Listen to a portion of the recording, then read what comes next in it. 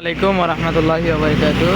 এখন এই দেখতেই পারতেছেন এই জায়গার চাকার ভিতরে যে আমরা গ্যারেজ দিতেছি, এই দেখেন এটা তারের চাকা মিনি বাস্ট হয়েছে। এখন এই যে গ্যারেজ লাগানো হচ্ছে, যে কাঠমিস্ত্রির কাম সহ কিন্তু করতেছি, 22 চাকা ফিটিং করতেছে। আর আমি এই যে গ্যারেজ সাইজ করে দিলাম, দেখতেই পারতেছেন অনেক সুন্দরভাবে কিন্তু ফিটিং করা হচ্ছে, কিন্তু কাঠমিস্ত্রির কাজ সহ আমাদের করতে হয়। দেখতেই পারতেছেন অনেক সুন্দরভাবে 22টা ফিটিং করতেছে। আর এই চাকাটা হলে এই দেখেন আপনারা দেখাচ্ছেন, ওই দেখতেছেন 10 চাকা বালুর গাড়ি ডাম ট্রাক, এই ডাম ট্রাকের কিন্তু চাকা এটা। এই যে ডাম ট্রাক দেখতেছেন রাস্তার ভিতরে বামসাইজ রাস্তা দিয়ে খুলে নিয়ে আসছে, এই ডাম ট্রাকের চাকা এই এখন ফিটিং করা হচ্ছে অনেক সুন্দরভাবে। কিন্তু আপনার হলো এই মানে তারের চাকাগুলো ফিটিংয়ের উপরে কিন্তু চলে, যদি ফিটিংয়ের মধ্যে মানে গেটে যদি কোনো টানা পড়ে তাহলে কিন্তু চাকা পাংচার হয়ে যাবে। এখানে অবশ্যই ফিটিং করার সময় অনেক সুন্দরভাবে দেখে শুনে ফিটিং করতে হবে, অনেক সুন্দরভাবে ফিটিং করতে হবে, নইলে কিন্তু আপনার এটা মানে লিক হওয়ার সম্ভাবনা থাকবে। আশা করি বুঝতে পারতেছেন। যে যেখানে আমার ভিডিওটা দেখতেছেন, যদি ভিডিওটা ভালো লাগে অবশ্যই লাইক কমেন্ট শেয়ার করে যাবেন, আর একটা করে কমেন্ট করে যাবেন। আর কে কোথায় থেকে দেখতেছেন অবশ্যই জানাবেন।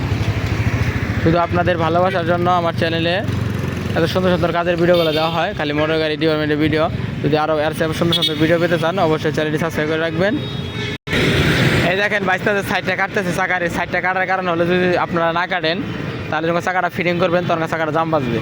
আর যখন এটা যে মুড়িটা মানে এই যে এটা চুরির যে দাগ, এটা কিন্তু চুরির দাগ, এটা যখন কাইটা না নেবেন তখন কিন্তু চাকা আপনার হলো জাম বাজবে ফিটিং করার সময়। এখানে অবশ্যই ফিটিং করার সময় কাইটা নিতে হবে।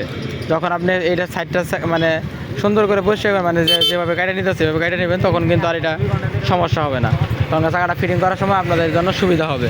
আশা করি বুঝতে পারতেছেন, ভিডিওটা দেখতে থাকেন শেষ পর্যন্ত। অবশ্যই কিন্তু টাই গেড়েছের ওই জায়গায় এই যে আপনার টিউব গেড়ে দিতে হবে। টিউব গেড়ে এই যে আমি কিন্তু ডাবল করে দিছি, কারণ ডাবল করে দিলে ভালো হয়, এখানে কিন্তু ডাবল করে দেওয়া হয়েছে। আশা করি বুঝতে পারতেছেন। আমি যেভাবে ফিটিং করলাম এইভাবে ফিটিং করবেন, তাহলে চাকাটা আপনার গেড়েজ টানা পড়বে না। আর এখন কিন্তু আবার পিন লাগায় হাওয়া দেওয়ার পরে টিউব লেঙ্গুরি ফিটিং করতে হবে, মানে লেঙ্গুরি ফিটিং করতে হবে। যখন লেঙ্গুরি ফিটিং করবে তখন লেঙ্গুরিটা ফিটিং করলে ভালো হবে।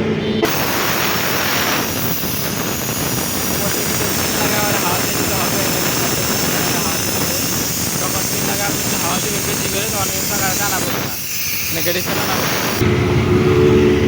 অবশ্যই যে মানে লেঙ্গুরি লাগানোর পরে হাওয়াটা বেশি করে দিয়ে নেবেন, তাহলে গেড়েজটা টানা পড়বে না।